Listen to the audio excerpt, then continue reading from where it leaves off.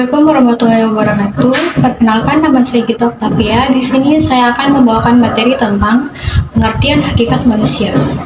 Hakikat manusia adalah makhluk yang memiliki tenaga dalam yang dapat menggerakkan hidupnya untuk memenuhi kebutuhan-kebutuhannya.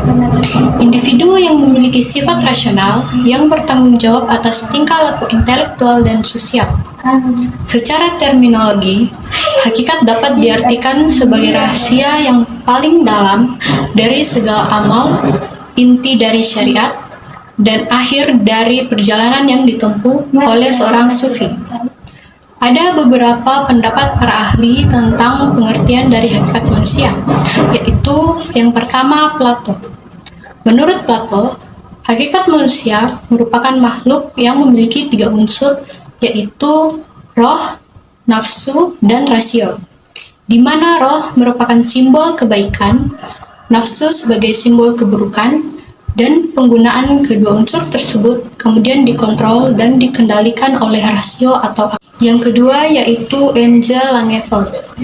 Menurut M. J. Langeveld, hakikat manusia adalah makhluk yang memiliki sifat sosial, individualitas, dan moralitas, yang mana sifat tersebut menjadi dasar dan tujuan dari kehidupan manusia yang sewajarnya, atau menjadi dasar dan tujuan setiap orang dan kelompoknya.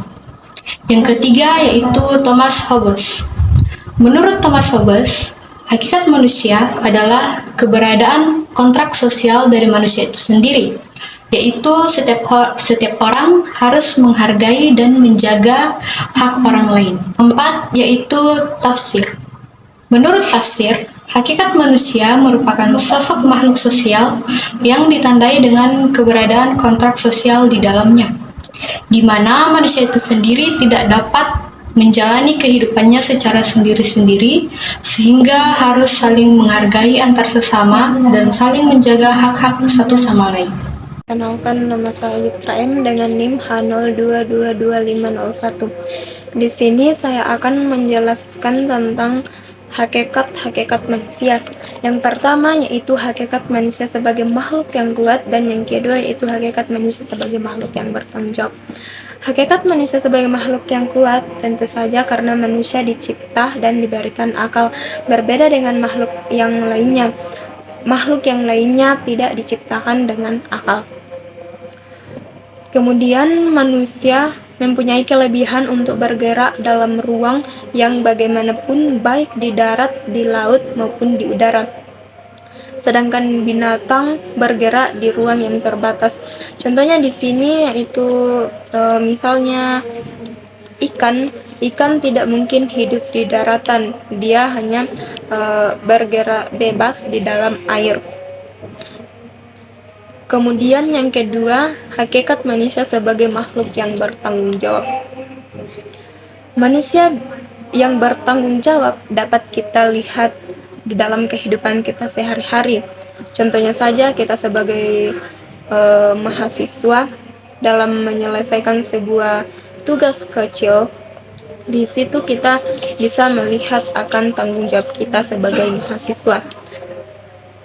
Dan di saat kita sudah melakukan tanggung jawab tersebut, berarti nantinya kita juga bisa dipercayakan dan kita bisa mengambil sebuah tanggung jawab yang lebih besar dibanding itu. Terima kasih, saya serahkan kepada pemateri yang ketiga. Baik, nama saya Purnacita. Di sini saya akan menjelaskan tentang hakikat manusia. Nah, yang pertama itu hakikat manusia sebagai makhluk yang kuat. Nah, bahwasanya manusia diberikan nafas oleh Tuhan untuk hidup berdampingan dengan alam, dan diberikan akal dan pemikiran untuk dipergunakan. Juga manusia diberikan tubuh yang kuat untuk melakukan segala jenis pekerjaan, karena manusia itu diberikan rasa untuk tidak pernah puas terhadap sesuatu. Kemudian hakikat manusia yang kedua sebagai makhluk yang bertanggung jawab. Nah, di sini seorang manusia itu diberikan karunia khusus untuk selalu mampu bertanggung jawab atas apa yang dia lakukan. Kemudian ada wujud dari hakikat tersebut. Adapun wujud-wujudnya, yang pertama yaitu sadar akan diri sendiri, sadar diri. Nah, hal yang paling mendasar yang dimiliki oleh manusia saat ini yaitu adanya rasa di dalam diri, adanya beberapa rasa, dan termasuk di sini yang sering muncul adalah sadar diri yang dimiliki oleh seseorang, sadar akan sesuatu yang mungkin dia lakukan, baik itu yang baik maupun yang buruk. Kemudian yang kedua yaitu eksistensi, manusia eksistensi. Eksistensi itu artinya dia terbuka bahwa dia adalah sesosok makhluk yang diciptakan secara khusus oleh Tuhan. Dia sadar bahwa dia memiliki perbedaan dengan hewan. Dia berani keluar dari zona yang mungkin hewan tidak bisa lakukan. Kemudian manusia memiliki pemilihan kata hati. Dengan rasa itu, manusia bisa memilih beberapa kemauan melalui kata hati itu. Hal yang berikut, manusia memiliki moral, dan dengan moral itu menimbulkan beberapa aturan.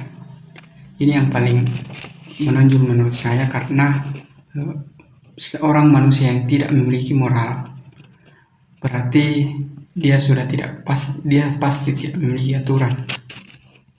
Kemudian manusia juga memiliki rasa kebebasan. Kebebasan dalam hal ini, kebebasan untuk hidup di alam, memanfaatkan segala bentuk kekayaan yang ada di alam, tidak sama dengan hewan yang tidak pernah sadar akan hal itu. Kemudian manusia memiliki kesadaran bahwa dia memiliki hak dan kewajiban. Hak dan kewajiban manusia itu tidak terlepas dari alam itu sendiri. Dia berhak atas semua yang ada di alam, tetapi dia berkewajiban untuk tetap menjaga alam itu indah dan asri.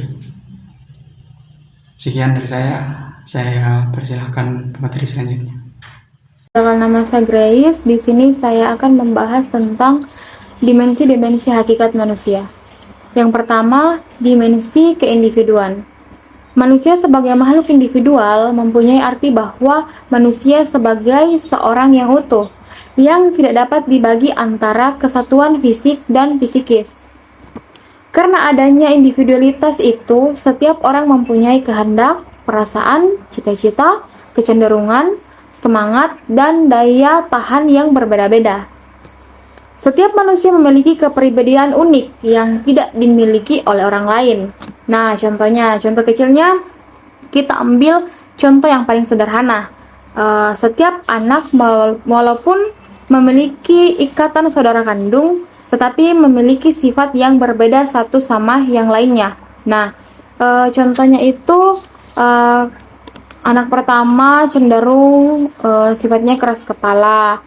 Anak kedua itu cenderung sifatnya pendiam.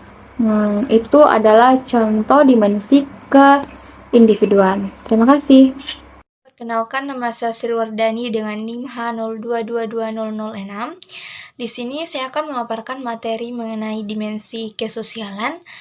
Nah, dimensi kesosialan ini merupakan dimensi yang didasarkan pada tiap-tiap individu untuk dapat bersosialisasi atau berinteraksi dengan lingkungannya dan menjalin komunikasi yang baik sehingga dapat menciptakan masyarakat yang rukun, aman, dan tentram. Kemudian, adapun faktor yang mempengaruhi perubahan sosial di sini, yang pertama itu faktor internal. Maksud dari faktor internal di sini itu faktor yang ditimbulkan dari dalam.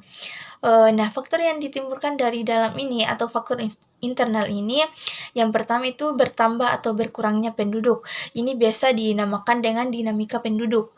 Yang kedua yaitu penemuan-penemuan baru, dan yang ketiga yaitu konflik masyarakat. Faktor yang kedua yaitu faktor eksternal atau faktor yang ditimbulkan dari luar.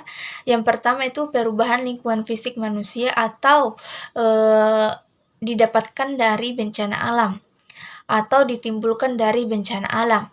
Yang kedua yaitu pengaruh kebudayaan masyarakat lain, dan yang ketiga yaitu peperangan. Terima kasih. Perkenalkan, nama saya Mira, NIM HE02220004. Baik, langsung saja ke pembahasan selanjutnya, yaitu dimensi kesusilaan. Sebelum membahas dimensi kesusilaan, ada baiknya kita mengetahui apa sih susila tersebut. Jadi, susila ini berasal dari kata su dan sila, yang artinya kepantasan yang lebih tinggi. Persoalan kesusilaan selalu berhubungan erat dengan nilai-nilai. Nilai-nilai kehidupan berupa norma yang berlaku di masyarakat dan juga moral, yaitu ajaran tentang baik buruk, perbuatan, dan juga kelakuan. Dimensi kesusilaan disebut juga keputusan yang lebih tinggi, dan kesusilaan mencakup etika dan etiket. Jadi teman-teman akan bertanya, apa sih itu etika dan juga etiket? Apa perbedaan dari etika dan juga etiket? Jadi etika ini adalah persoalan kebaikan, sedangkan etiket ini adalah persoalan kepantasan dan kesopanan.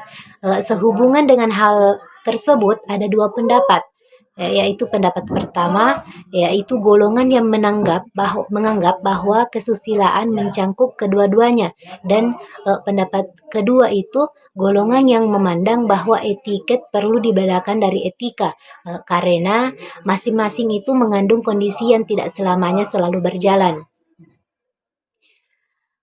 Pada hakikatnya, manusia memiliki kemampuan untuk mengambil keputusan susila serta melaksanakannya, sehingga dikatakan manusia itu adalah makhluk susila. Selanjutnya, pembahasan selanjutnya yaitu perkembangan dimensi kesusilaan. Jadi bagi bangsa kita, nilai-nilai yang perlu kita kembangkan adalah nilai-nilai universal atau nilai yang mencakup segalanya, yang diadaptasi dari nilai-nilai khas yang terkandung dalam budaya bangsa. Sebagai manusia Indonesia yang ideal, perlu memiliki pikiran, ide, serta gagasan yang terkristal dalam kelima nilai dasar dalam Pancasila. Selanjutnya itu faktor yang mempengaruhi dimensi kesusilaan. Faktor yang mempengaruhi pertumbuhan dan perkembangan kesusilaan manusia pada lingkungan keseharian. Pada dasarnya, seseorang ini diharapkan mampu memahami dan mengamalkan nilai-nilai yang terkandung di dalam unsur masyarakat. Jadi contoh dimensi kesusilaan dalam keluarga, yaitu setiap pergi dan pulang sekolah, Budi selalu mencium tangan ayah dan ibunya. Jadi contoh dalam masyarakat adalah setiap lewat di tengah-tengah orang ramai, anak itu selalu membungkukkan badannya. Dan contoh yang terakhir yaitu contoh dalam negara. Contohnya itu seperti masuknya cara berpakaian orang barat ke Indonesia. Terima kasih. Baik, saya Rizky Amalia selaku pemateri terakhir akan menjelaskan poin keempat, yaitu dimensi keberagamaan. Jadi, pada hakikatnya manusia adalah makhluk yang religius. Mengapa dikatakan demikian? Karena beragama merupakan kebutuhan manusia, karena manusia adalah makhluk yang lemah sehingga memerlukan tempat untuk bersandar. Jadi religius ini berasal dari kata religi yang diartikan sebagai agama, dan religius adalah sifat yang menyangkut keagamaan. Orang yang memiliki sifat religius adalah orang yang menunjukkan kepercayaan dan penghormatannya kepada Tuhannya. Dan di dalam masyarakat Pancasila ini, meskipun agama dan kepercayaan seseorang yang dianutnya itu berbeda-beda, diupayakan akan adanya terciptanya kehidupan beragama yang mencerminkan adanya saling pengertian, menghargai, kedamaian, ketentraman, serta persahabatan. Ada pula beberapa contoh nilai yang ada di dalam kehidupan sehari-hari sebagai seorang makhluk yang beragama atau religius, yaitu menjalankan ibadah sholat bagi umat muslim dan beribadah ke gereja setiap minggu bagi yang beragama non-muslim, di mana kegiatan ini sudah menjadi suatu kewajiban yang harus dilaksanakan oleh umat muslim dan non-muslim, sebab beribadah ini juga memiliki peranan yang begitu penting dalam kehidupan manusia. Terus, apa saja sih sikap makhluk beragama? Nah, sikap dan perilaku seseorang yang beragama yaitu yang pertama, patuh dalam melaksanakan ajaran agama yang dianutnya masing-masing. Maksudnya adalah sesuai agama masing-masing, mereka akan melaksanakan sesuai perintah agamanya. Misal, jika masuk waktu sholat bagi umat muslim, mereka akan langsung tergerak untuk melaksanakannya, karena sebagai yang beragama, kita tidak boleh lalai dalam menjalankan perintahnya. Yang kedua, toleran terhadap pelaksanaan ibadah agama lain. Contohnya misal menghargai hari raya agama lain, di mana kita tidak mencela dan tetap menghargai perayaan-perayaan yang dilakukan oleh agama tersebut. Dan terakhir itu, hidup rukun dengan pemeluk agama lain, tidak saling mengejek dan saling merendahkan satu sama lain. Tetapi justru karena adanya perbedaan, kita bisa saling menguatkan dan mengeratkan tali persaudaraan sebagai seseorang manusia yang beragama. Terima kasih.